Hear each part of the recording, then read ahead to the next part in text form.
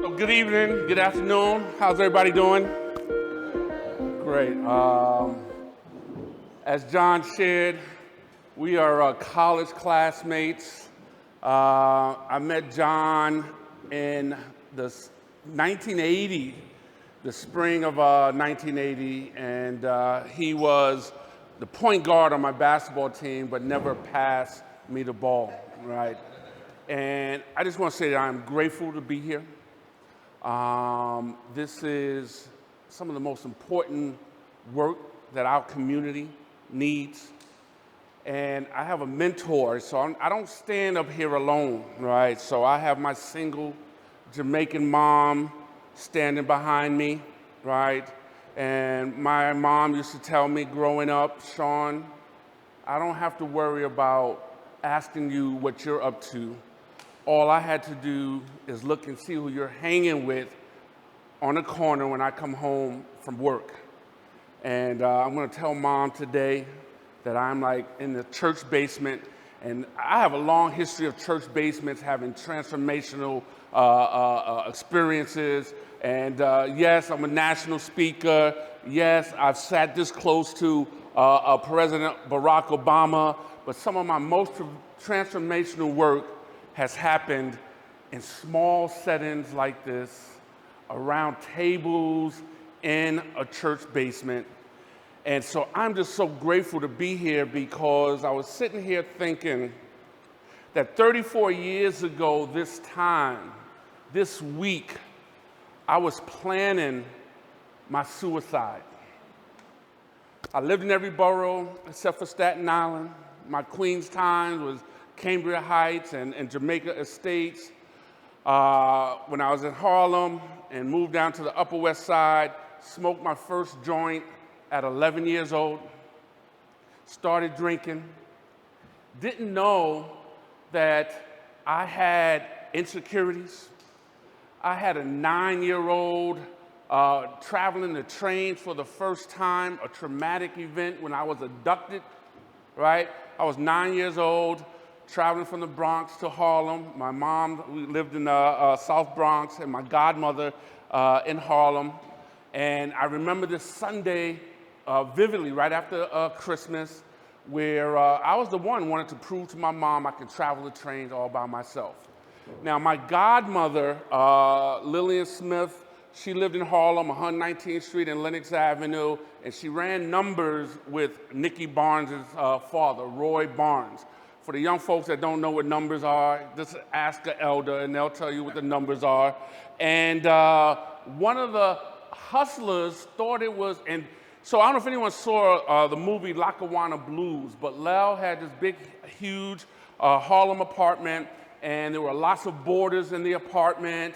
Mr. Archie lived there. Mr. Archie was Bayesian, and Mr. Archie, I remember, would come home every day, and he would say, what was the number? If the number was 311, Mr. Archie would say, oh, I was going to play 311. If the number was 575, and she took care of a lot of kids. She was that big mama. But one of the guys in Harlem, one of the hustlers, thought it was a good idea to buy Shawn a fur coat at 9 years old. And so I was a walking Vic on that day, and I got abducted. I survived it. But for many years, that was my Harlem resiliency story. What happens is that we go through trauma, and particularly in our community, and we minimize it, and we think that it's supposed to be part of the Black experience. So for many years, I would tell this story on how I survived this abduction, right? And that was like my proud Harlem Renaissance story. It wasn't until I was 57 years old in a small group at a retreat telling that story and broke down and realized that two things could be true.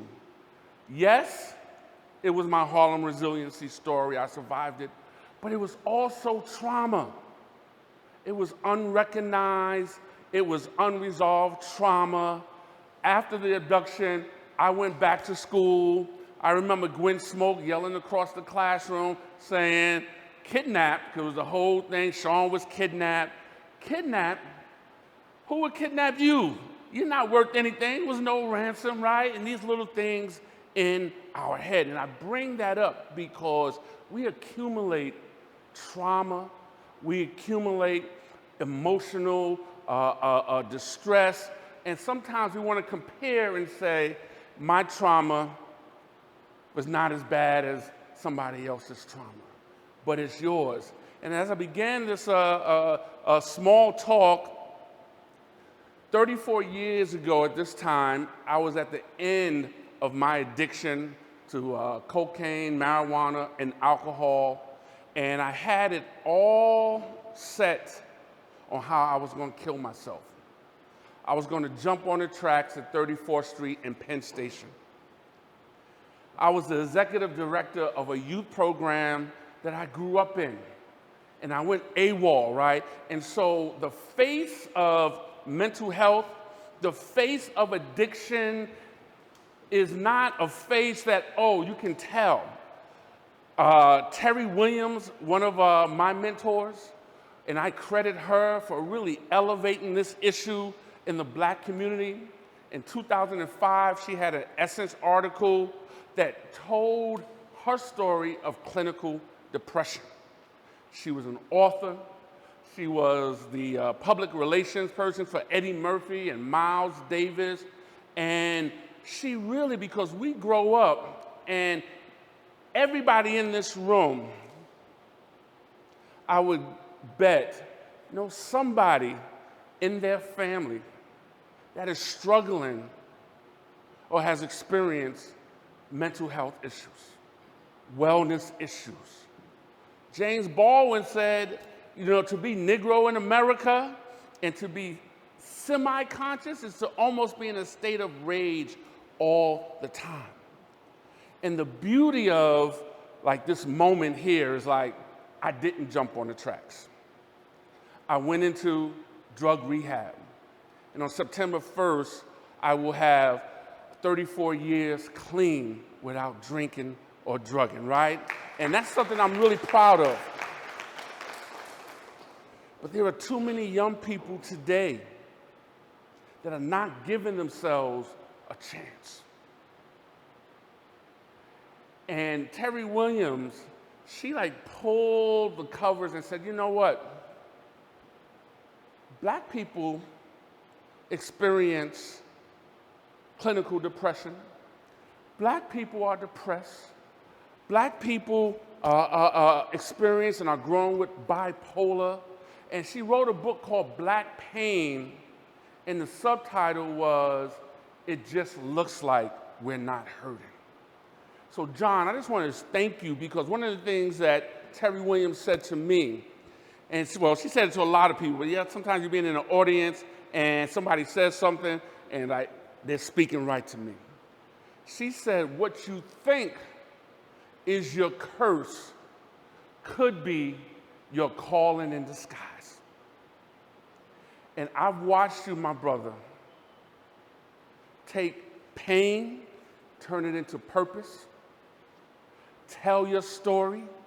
Maya Angelou says, there is no greater agony than bearing an untold story inside of you.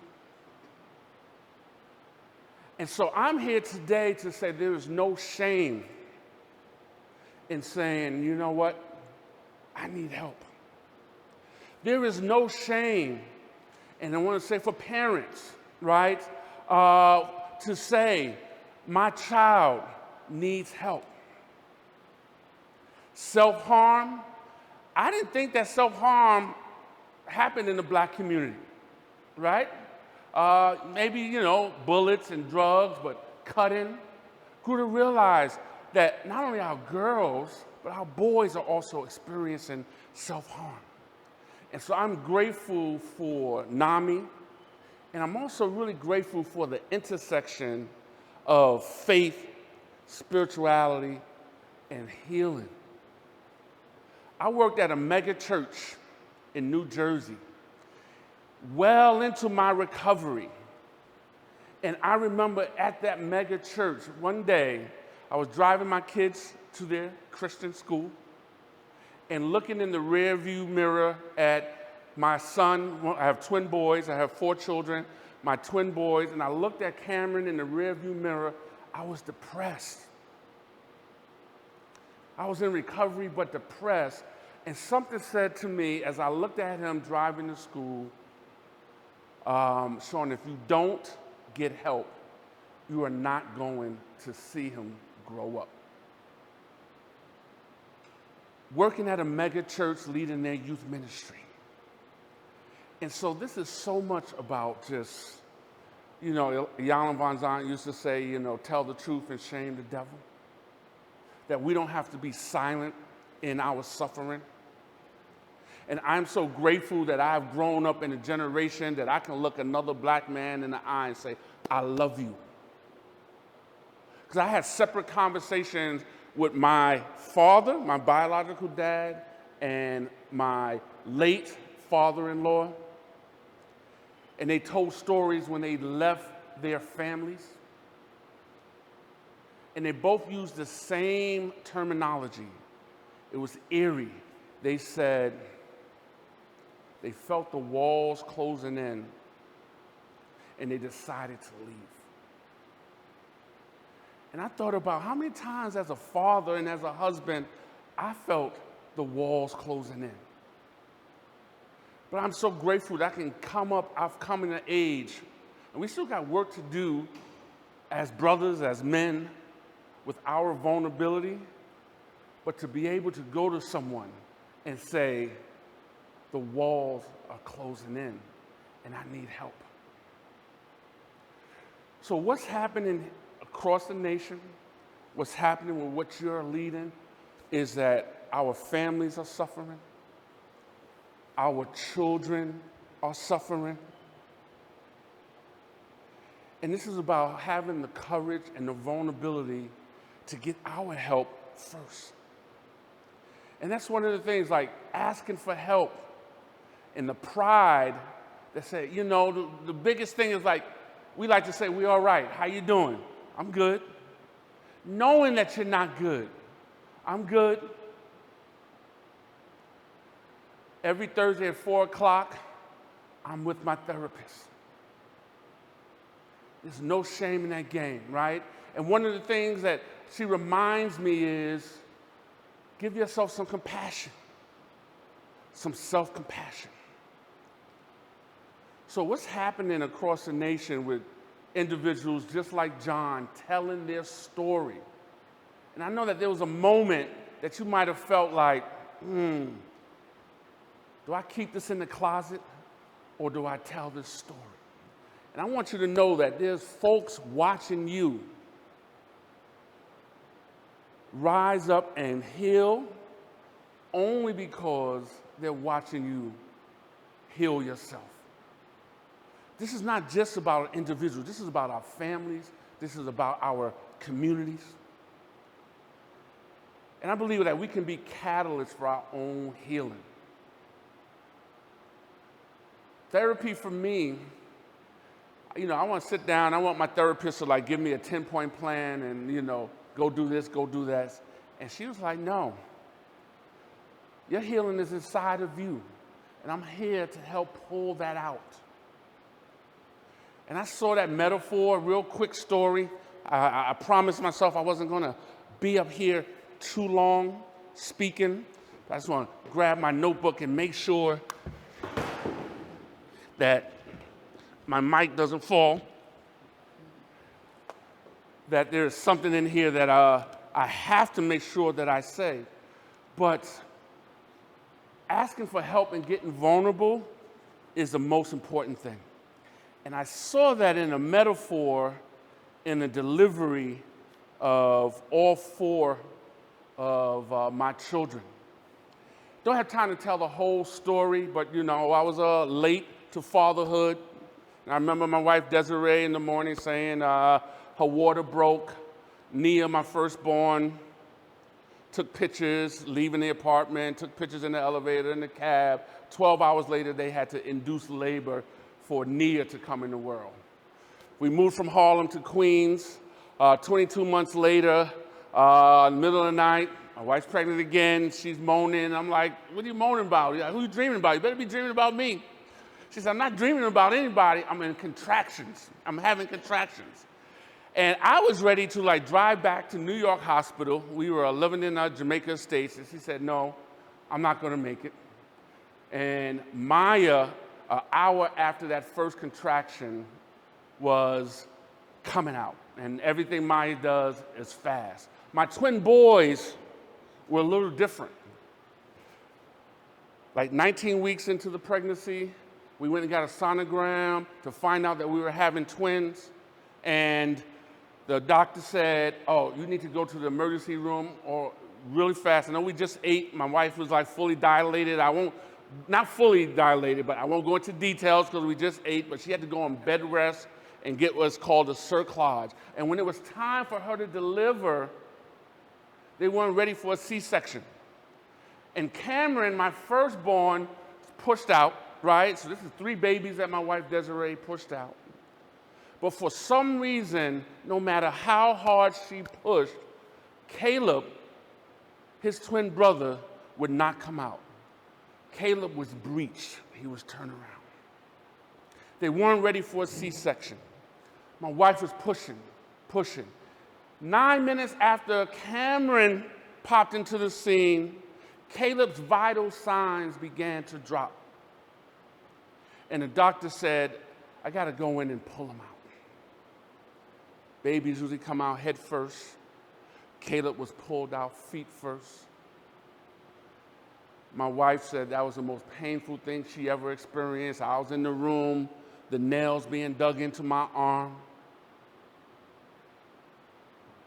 And what it showed me is that there's some stuff in us that we're going to have to go to somebody else and say, I got something inside of me and I need your help to pull it out.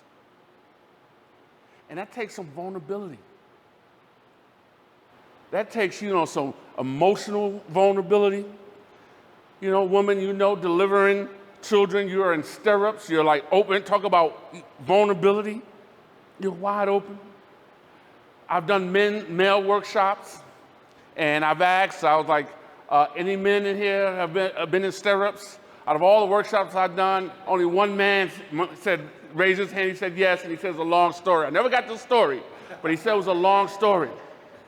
But it is so hard because we grow up in this false, masculine, normative society saying that men can't get vulnerable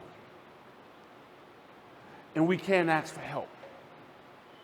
So part of the FaithNet, the NAMI, if you're struggling, it's like ask for help. Ask for help.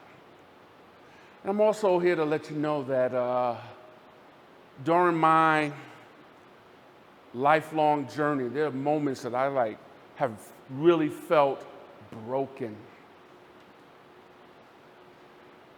Thinking about jumping on the tracks, I was broken, or I felt broken. But what I've come to realize is that my faith and my belief and my spirituality really began in the rooms of Narcotics Anonymous when I said I came to believe that there was a power greater than myself. That was the beginning, had nothing to do with church, had nothing to do with religion. It was a spirituality that there's something greater than me, that I began to surrender. But I've also realized that even broken crayons held in the right hands can be used to create a life masterpiece. Broken crayons in the right hands can be used to create a life masterpiece. So I want to just thank you for helping to demystify in our community being vulnerable and addressing mental health and wellness. The pandemic accelerated that for so many of us. The Japanese culture, they have this tradition and this artwork. It's called kintsugi. Anybody have heard of kintsugi? Is when you take broken pottery and you use this golden liquid lacquer to put the pieces together again. Uses gold to do that. And the whole philosophy is that our wounds, our trauma, our broken moments in our life can be flipped and used for beautiful moments, right? And so I love this whole notion of like being put together with like this gold liquids. And for me, that's what my therapy journey has been. That's how my faith journey has been. And so what I want to do is like close with a poem dedicated to gold, right? And the beauty of what's happening here, so many churches, so many faith communities and interfaith communities are saying now, we can't stand by and separate our spiritual traditions, our doctrine, while people in our congregations are killing themselves, are suffering. John and Sonia and I, we all went to college together, right?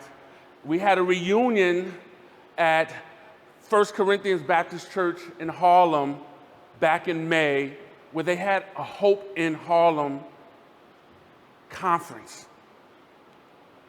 So it's essential that the faith community begin to unashamedly address mental health, wellness, and healing in our communities, right? So broken crayons in the right hands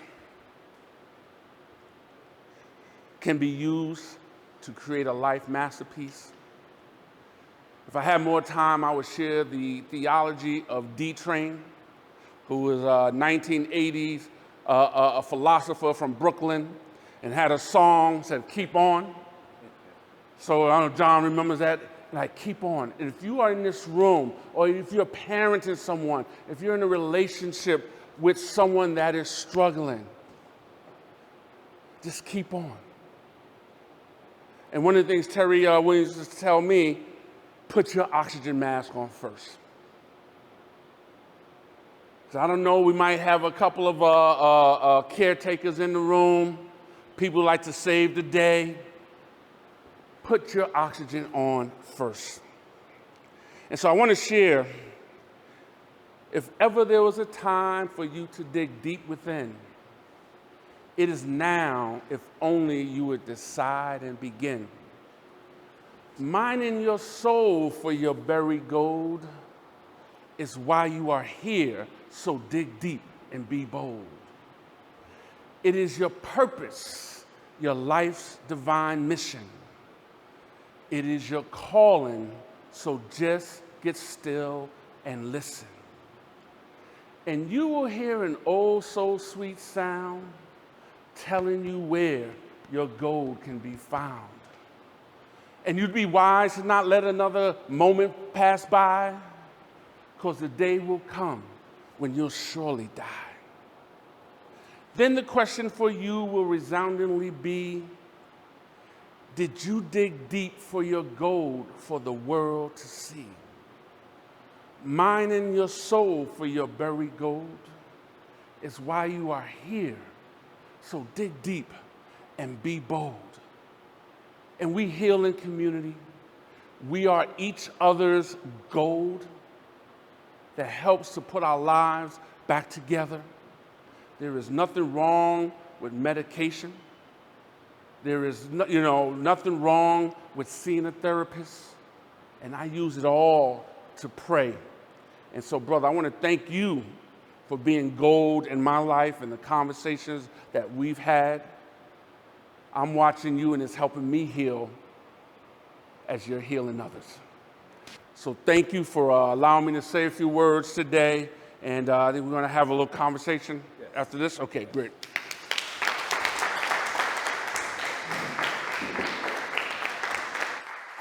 Wow, thank you, Shawn. I met Shawn when he was 17 years old. Now he's a little older now, and just to see his transformation and his growth has been incredible. Our friendship and our journey over the years has taken all kinds of lefts and rights, but we've always remained together. And he's my brother, and I appreciate him very much. And I thank you again, Shawn. Thank you again. Our last speaker is someone who also went to our alma mater, Wesleyan University. Her name is Sonia Cole, and she is a psychiatrist. I want to get a clinician to come and talk a little bit about her experiences in the community and her experiences personally and professionally. But what we're going to do is, instead of Sonia coming up and just giving a talk, we're going to have a conversation between the three of us. Sonia, if you come up and have a seat, and I'll start off with some questions. First of all, Sonia, I want you to introduce yourself, and I want you to tell me, one of the questions I always ask is, tell me your why. Like, why do you think this is important, mental health? Why do you think that we should be doing things like that? And talk a little bit about your experiences, and then we will continue the conversation. Here you are. Okay, thank you, John. I want to just say how much I appreciate that NAMI has created this program in which we're able to talk about the interface between mental health and faith, because it is a very, very critical, it's very important issue at this time. Also, let me just say this. Shawn and John are great speakers, and I love that. I'm not. And so what I am really good at the one-on-one, as John said, I'm a psychiatrist.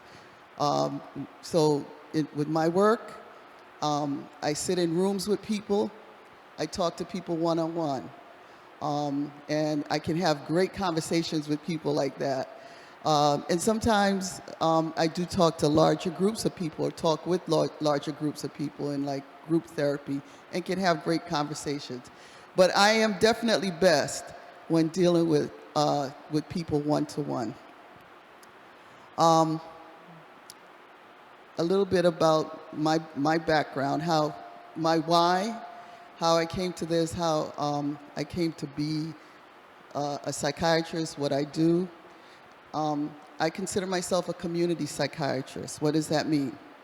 I'm not maybe what folks would have in mind when they think about a psychiatrist, because as a community psychiatrist, I believe that my place is in the community, not just inside an office. And when I say in the community, it's getting to know where the people that I take care of, where they live, where they work, what the community is like for them. That's very important to me. If any of you remember Marcus Welby, MD, so if Marcus Welby was a psychiatrist, I feel like I'd be like, that's what I'm talking about. Somebody who you might meet at the corner store and run into, and they might even know, other members of your family and things like that. So that's what I think of. How I came how I came here, going back, my family immigrated to the U.S. from Jamaica. I came here when I was 7 years old.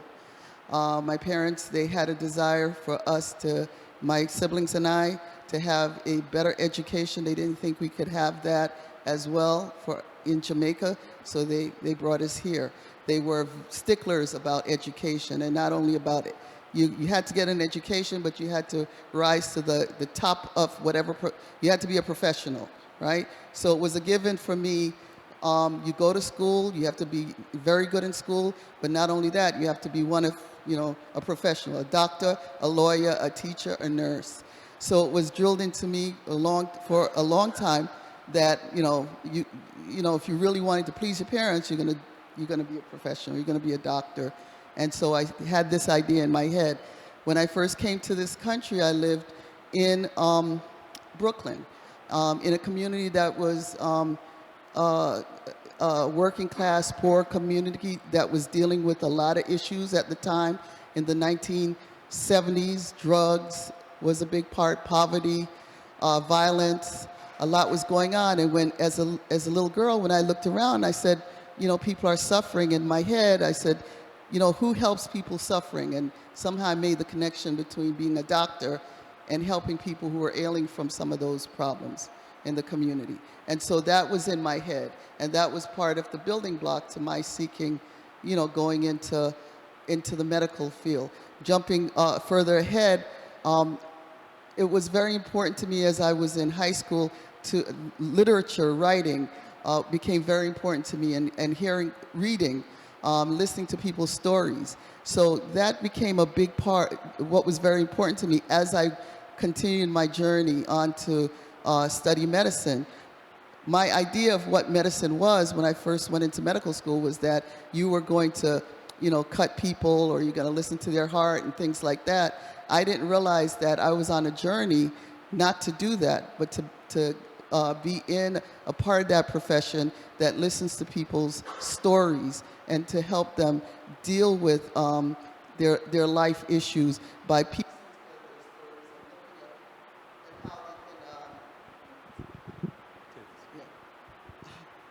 How they can fix some of what was broken in their life by sort of analyzing those stories.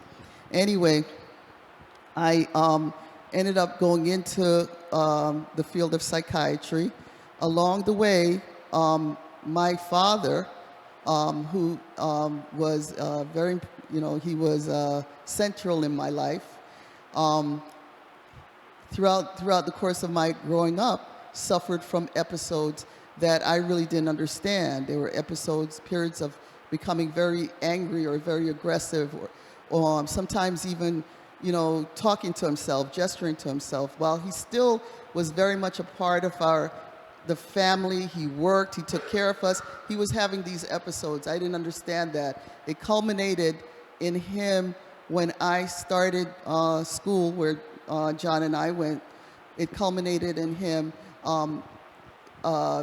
when I left home and went away to school. I was told that he was hospitalized. I didn't know what that meant, for what? And it turned out he was hospitalized because he had an episode of what I now understand as manic depression. And he had attempted to kill himself.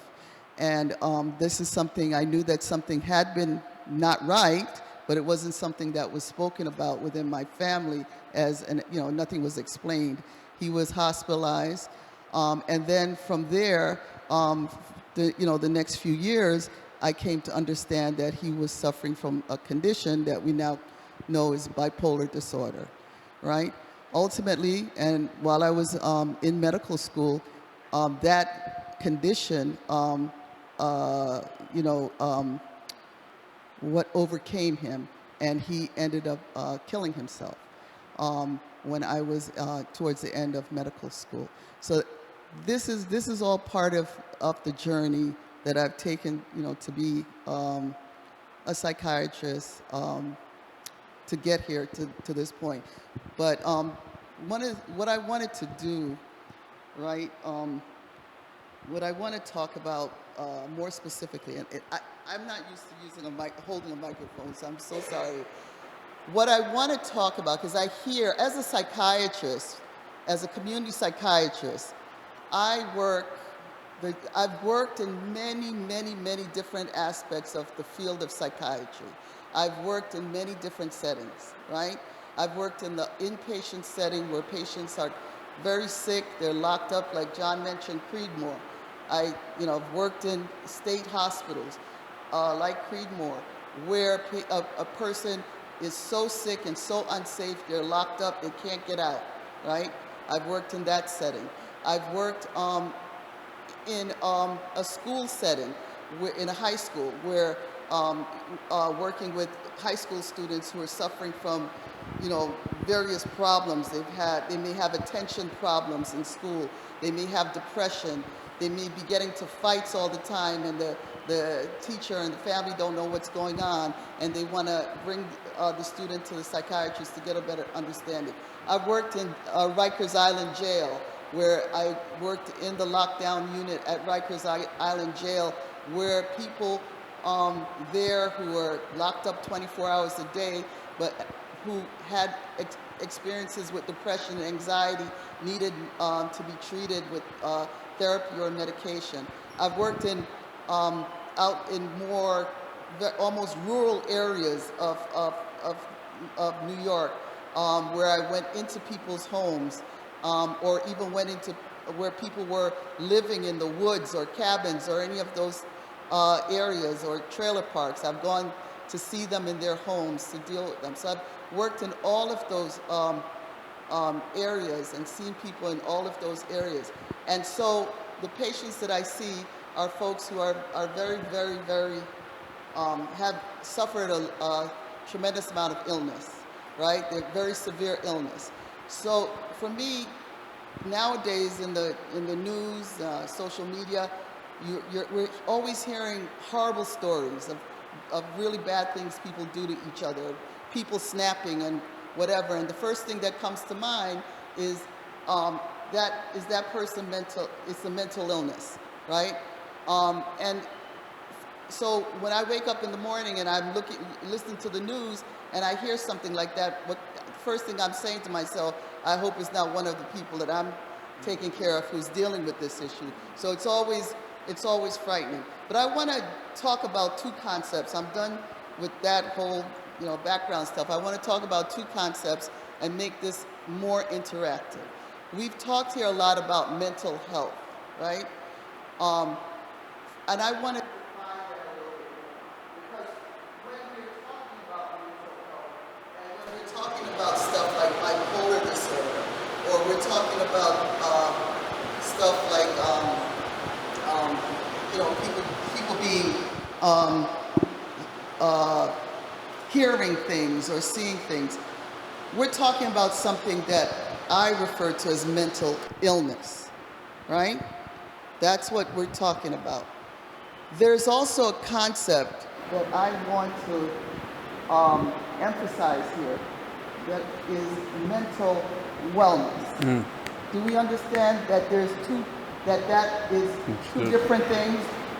Raise your hand if you see it as two different things, or if you're able to make that distinction between mental illness, mental wellness, and mental health. Okay. All right. I'm glad, because I think a lot of times people just kind of roll it into one, right? So let me just read a definition quickly, right? Because I'm not going to be able to recall it.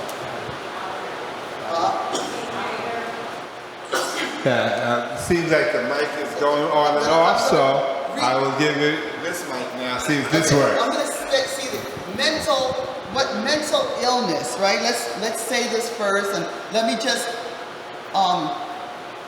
ask you if this resonates with what you consider mental illness, okay? Mental illness is a defined set of conditions characterized, right, by signs and symptoms, specific signs and symptoms. And general terms for these conditions are like depression, anxiety, dementia, psychosis, inattention. Specific diagnoses that are associated with these conditions include schizophrenia, obsessive compulsive disorder, post-traumatic stress disorder, bipolar disorder, attention deficit, and hyperactive disorder. Does that resonate with what we understand is mental illness? Say,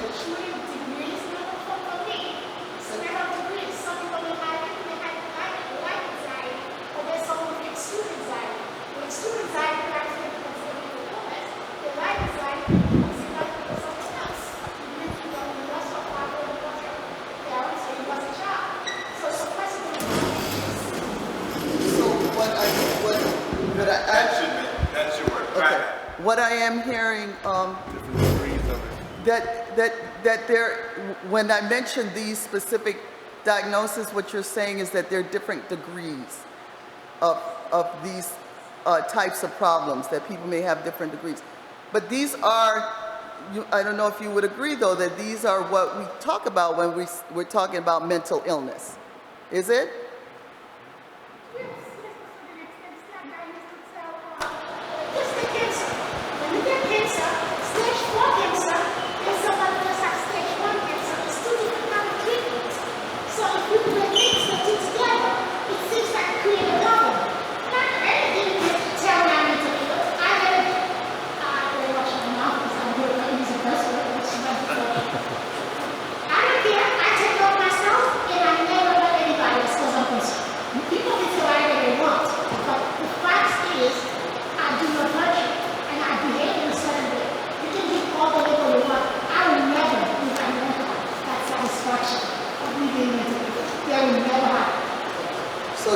Thank you.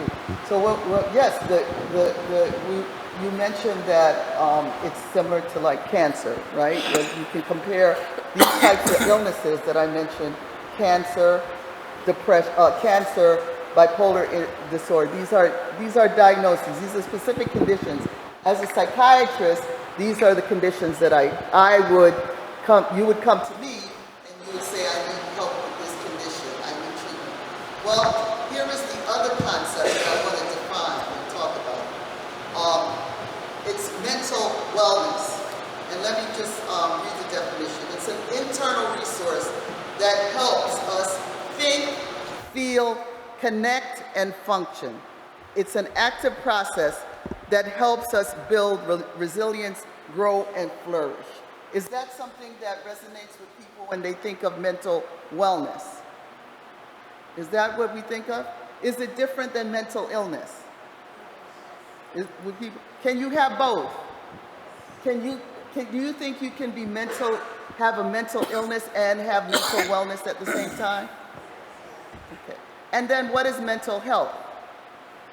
Is mental health that you have perfect mental wellness, or is it that you don't have any mental illness? What is mental health? Huh? It's the umbrella term, right? So with a mental health, what we're talking about here is we're talking about this thing, this internal resource, that mental wellness that we all have, that maybe we're born with some components of it, but it's a lifelong, it's a dynamic process. It's something we build on. It's something we nurture. It's something, what we're talking about here, the spiritual aspects, right? It's the spiritual, there's a spiritual aspect to building on your mental wellness, right? Right? Becoming a part or aspiring for something spiritual is part of how you build your mental wellness. Mental health, mental wellness is part of your mental health. Not having mental illness, right? And taking care of your mental illness is also part of your mental health, right? So one day you may have a condition like bipolar disorder, like my good friend John has. And he may be suffering from a mental illness, but this is, or my friend Shawn may have suffered from an illness, depression. But I'm going to say, going back to when I met these gentlemen 40-something years ago when I was 30 years old, right? These gentlemen were already showing to me signs of mental wellness that enabled them. They already had the foundation, right? Because, for example, John, how I went to the same school, he was a couple years ahead of me. We had this weekend where the incoming students visited the school, and as a student, he had to be welcoming us. It was because of how welcoming John was, that, and the other students like John, that allowed me to say, this is the school this is the school for me. I didn't know that John had bipolar disorder. I knew that John was charismatic, John was energetic, John was healthy, John was embracing. And that this is a sign of things to come in terms of him having some of the foundations of wellness, that ability to connect, to be to want to reach out to other people and to give. That's it. Shawn, when I met Shawn in college, we were on this we were together writing on a magazine, right? And Shawn wrote poetry, and Shawn was an athlete, a basketball player. Shawn wrote beautiful poetry. He was vulnerable, as he says now.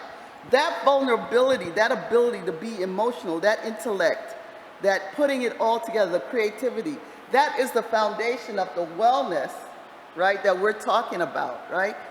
What the church, what religious, what spiritual organizations, as a psychiatrist, what I ask, what I need is for organizations,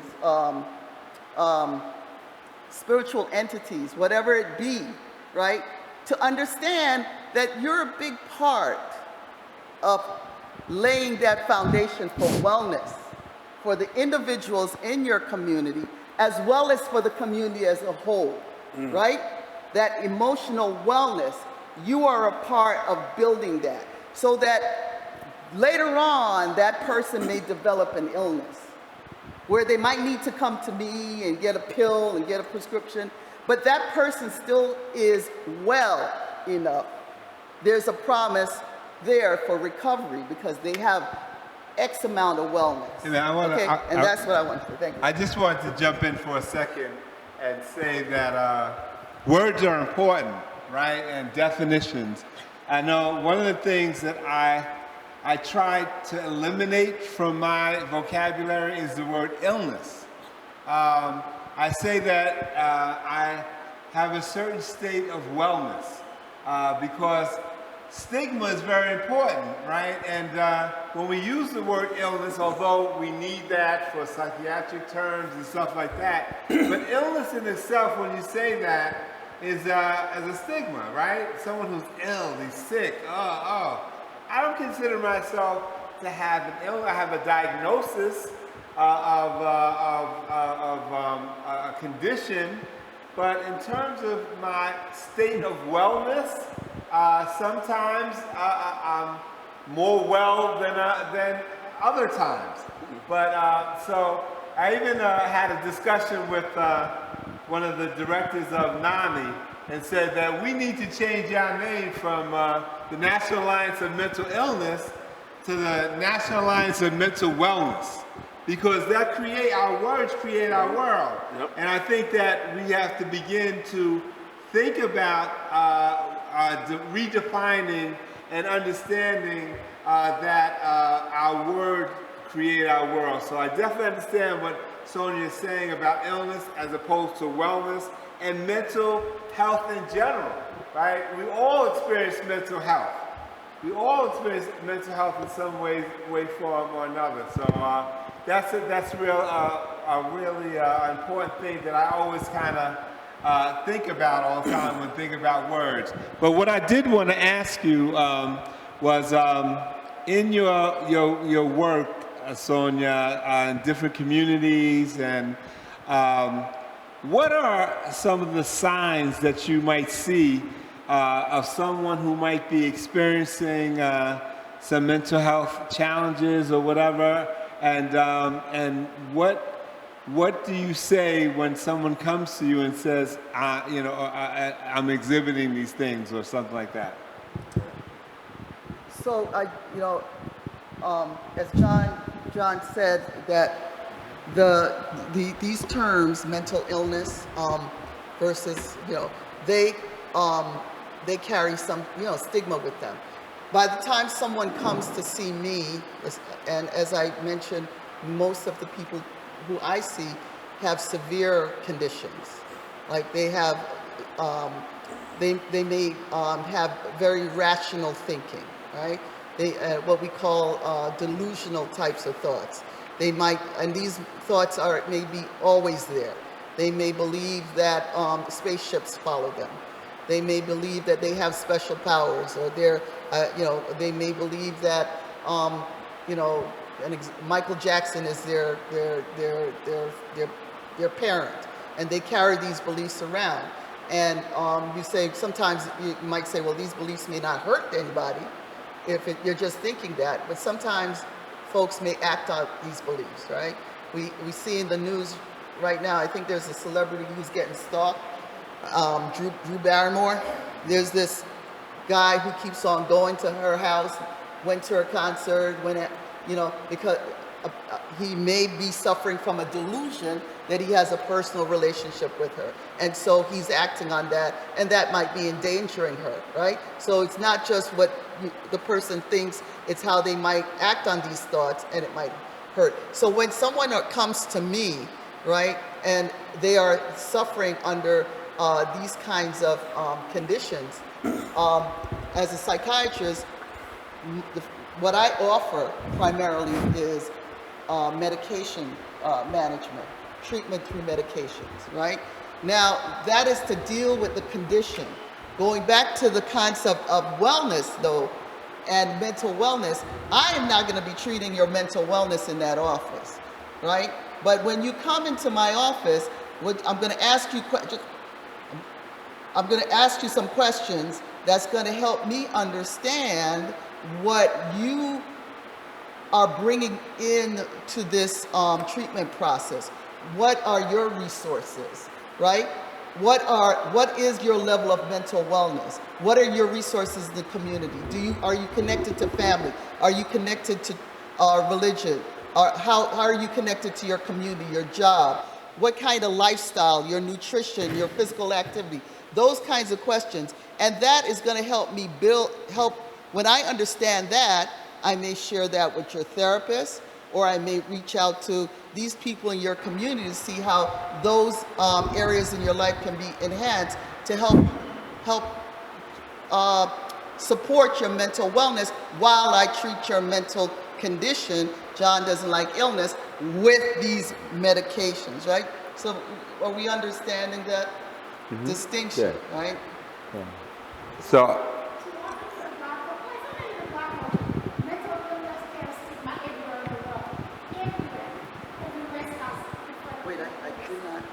yeah.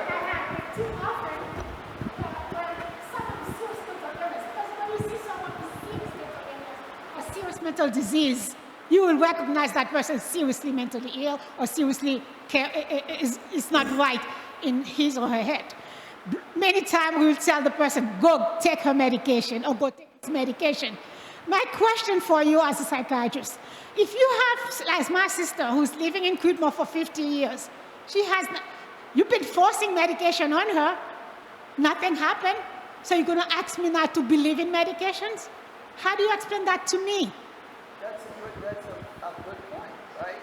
So the medications, right, when we talk about, when you come to, when someone comes to see me and is requesting help because they have a condition that is causing them not to function well in their lives, work, family, it may be endangering them or whatever. And I say, well, this medication is one of the treatment options for you. That does not mean that it is a guarantee, right? That medication or that particular treatment is going to cure or make your problem go away. For the most part, we understand many of the mental conditions that I described, that I call illness, are not conditions that go away. They're chronic, right? And they can get worse and they can get better, either with treatment or sometimes even spontaneously on their own, right? So someone may be taking medication for many, many years, and they may not come back to where they were before they became ill, right? Because the condition is chronic, it's progressive, right? Over time, it's just the natural course of that illness may be that it will get worse and worse and worse. But what we can help that person to do, as we talked about mental wellness, is to deal with some of the other ways that you can cope, how you can live better with this problem, right? So it's not just about, well, you know, this medication is not working, that's the end of the story, right? And there's nothing else we can do. There are other things that we can do to work with that individual. And go ahead. Yes. So real quickly, you know, part of my regimen is medication, dealing with my condition. I have tried several different medications throughout my journey, and I found something that kind of helps me and kind of levels me off. It's not a cure, but it's something that helps me. I never talk about a specific medication because what works for me may not work for someone else. So I never say what I'm taking, but medication has helped me. But my biggest help, I think, has been my coping skills, my coping mechanisms, my friendships, my exercise regimen, my walking in the woods, seeing sunrises and sunsets. These are some things that I've been able to learn how to advocate for myself, and learn what is good for me and what keeps me stable. And one of the things that has kept me stable the most is my friends and my family. And that's really, really important. We're going to start wrapping up, but what I do want to ask Sonia is one of the things that I always think about is cultural sensitivity, and you know, not being able to see a psychiatrist that looks like me or a doctor that looks like me has been kind of affected me a little bit. Are there any things that black psychologists are doing that are trying to recruit or talk about cultural competency, and not even for black psychologists, but any psychiatrist, to deal with cultural competency?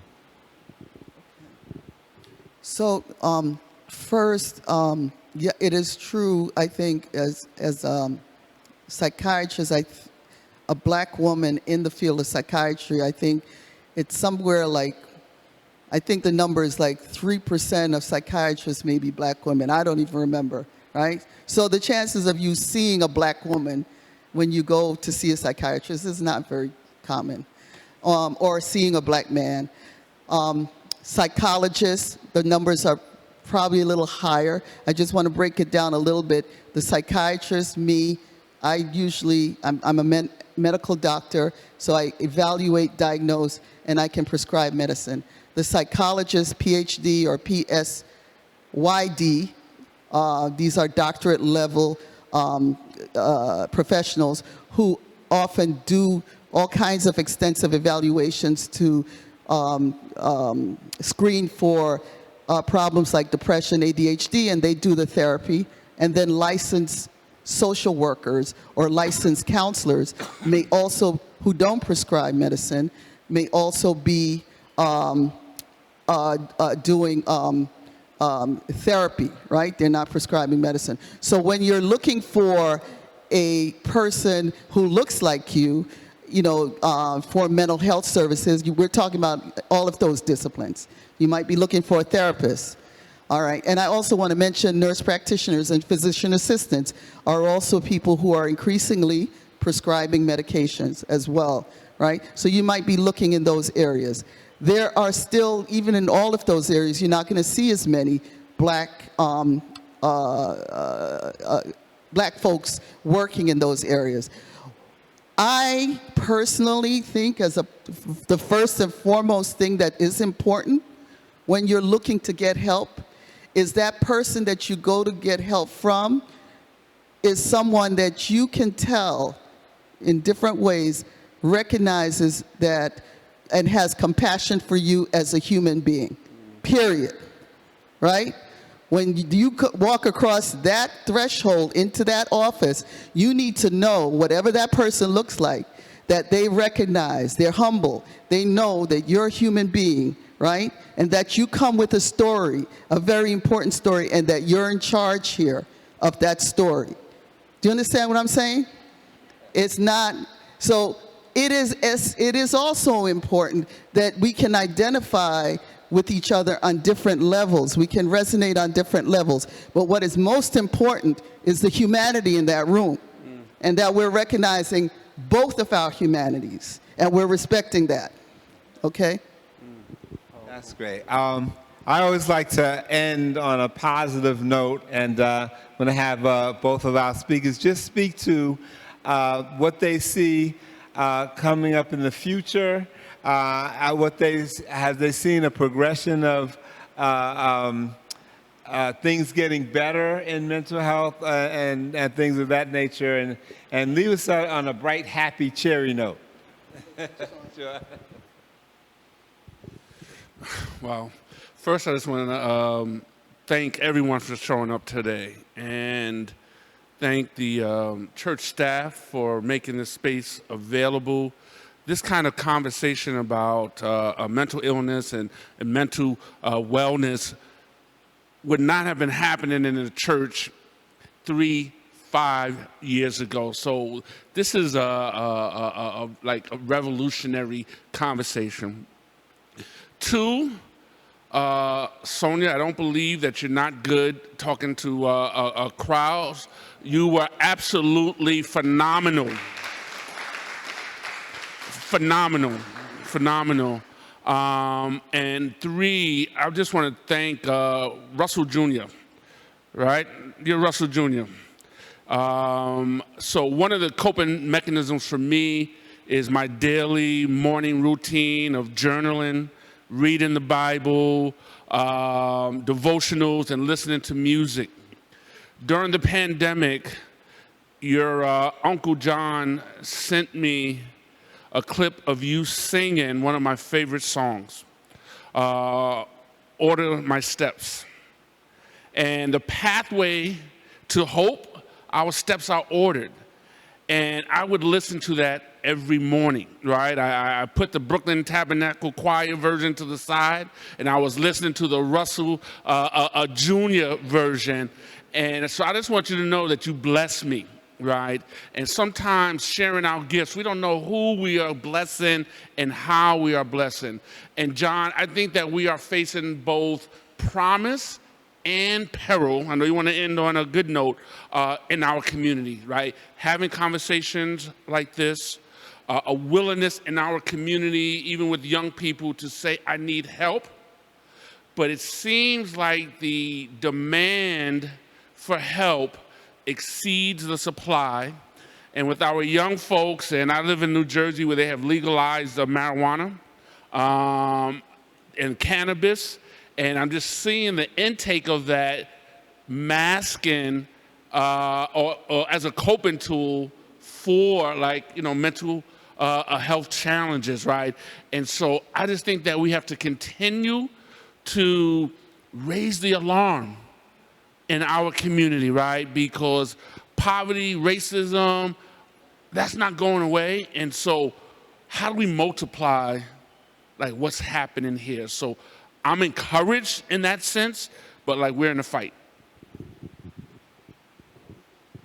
So thank you, Shawn, for that flattering comment.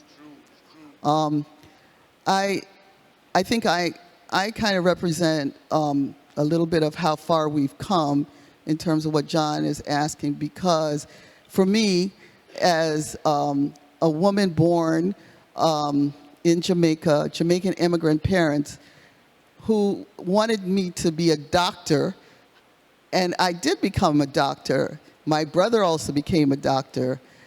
He is a physical medicine and rehab doctor.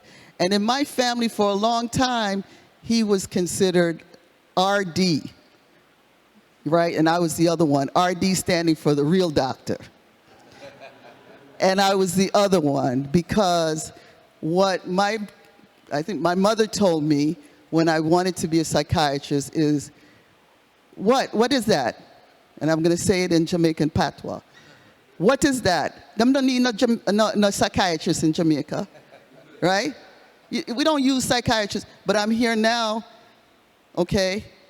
And I think we have our people, Caribbean people, African people, people of color, black, all over, understanding that this is important.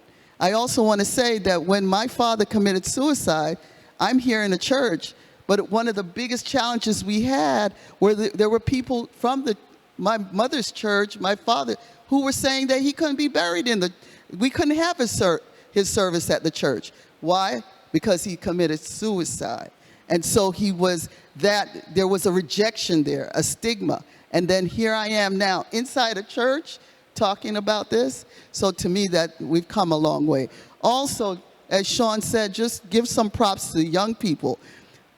The young people are both suffering and they're also speaking up about what's going on with them more. If we look at some of these young athletes who have acknowledged their vulnerability in public, you know, and at the same time shown resilience, right?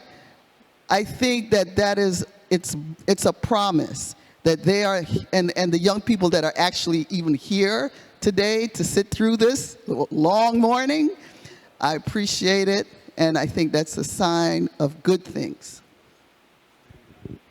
Wow.